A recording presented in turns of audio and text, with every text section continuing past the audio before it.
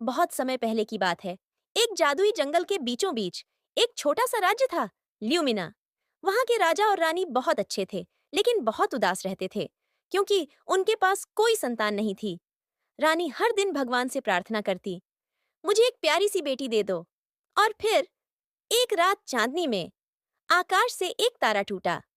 कुछ ही महीनों में रानी माँ बनने वाली थी। राजा बहुत खुश थे, लेकिन तभी उस जंगल में एक चुड़ैल रहती थी, गौटल, जो जड़ी बूटियों से जादुई औषधियां बनाती थी।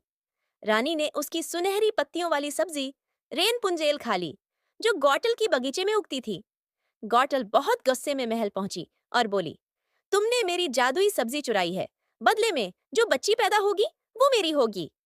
राजा और रानी घबरा गए। फिर जन्म हुआ एक प्यारी सी लड़की का, जिसके बाल चमकते थे, सुनहरे और जादुई। रानी ने उसे नाम दिया रेन पुंजेल। गौटल बच्ची को लेकर चली गई और उसे एक ऊंचे टावर में कैद कर दिया, जहां ना दरवाजा था, ना सीढ़ी, सिर्फ एक खिड़की। रेन पुंजेल अब बड़ी हो रही थी। उसके बाल अब और भी लंबे हो गए थे। गौटल हर दिन आकर कहती, रेन पुंजेल, अपने बाल नीचे लटकाओ। और वो अपने लंबे बाल नीचे करती, गौटल ऊपर चढ़ जाती। रेन पुंजेल हर दिन गाना गाती, फूलों से बात करती, किताबें पढ़ती। लेकिन उसके मन में एक सवाल था, बाहर की दुनिया कैसी होती है। दूसरी तरफ एक बहादुर राजकुमार, एड्रियन, शिकार करते करते जंगल में आ गया। उसे दूर से सुनाई दी एक मधुर आवाज। राजकुमार टावर के पास पहुंचा। उसने देखा एक लड़की खिड़की में बैठी है और गा रही है। क्या ये परी है? उसने सोचा। फिर गौटल आई और बोली, रेनपुंजेल, बाल नीचे करो। प्रिंस ने ये देखा और सब समझ गया। अगली रात एड्रियन ने खुद कहा, रेनपुंजेल, बाल नीचे करो। रेनपुंजेल को आवाज अजीब लगी, लेकिन उसने बाल नीचे कर दिए। राजकुमार उसके सामने आया। रेनपुंजेल डर गई।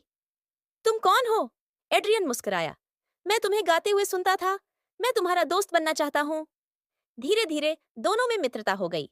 एड्रियन उसे बाहर की दुनिया के किस्से सुनाता। रेनपुंजेल की आंखें चमक उठतीं। क्या सच में फूल खुद से झूमते हैं? क्या बच्चों की हंसी जंगल तक जाती है? गौटल को शक हो गया था। एक दिन उसने पूछा, तुम इतनी खुश क्यों लग रही हो, रेनपुंजेल? रेनपुंजेल घबरा गई, लेकिन कुछ नहीं बोली। गौटल ने अगली रात प्रिंस को देखा।